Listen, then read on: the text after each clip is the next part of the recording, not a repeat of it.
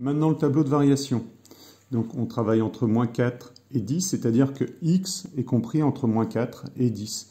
On a trouvé une valeur pivot qui était de 2. On le place entre les deux. 2 est bien entre moins 4 et 10. Maintenant, on regarde le coefficient qui est devant le x carré. Devant le x carré, c'est 9. 9 est une valeur qui est positive. Ça veut dire que notre courbe va avoir cette allure-là, la parabole traditionnelle. De la même façon, ici, devant le x carré, nous avons 5. 5 est positif, par conséquent, on va avoir une parabole traditionnelle en U. Parabole traditionnelle, ça veut dire que la courbe va d'abord être décroissante, puis elle va être croissante dans les deux cas. La limite, la valeur pivot, c'est à chaque fois le x0 qu'on a trouvé.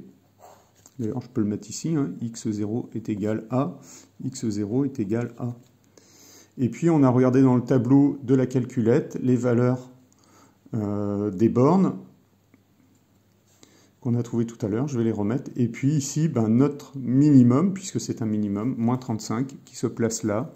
Donc la courbe va descendre jusqu'à moins 35, puis repartir et recommencer. On va le vérifier avec les valeurs dans un instant. Ici, pour 0, ça fait moins 2, donc ça descendra au plus bas à moins 2.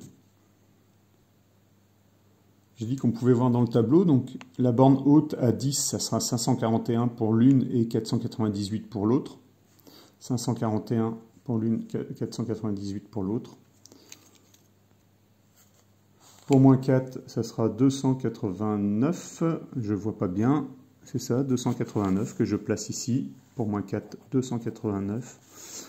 Et pour moins 20 pour l'autre, ça sera 1998 que je place ici.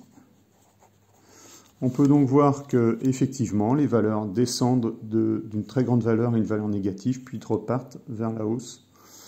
Donc c'est bien décroissant, et c'est bien croissant par la suite.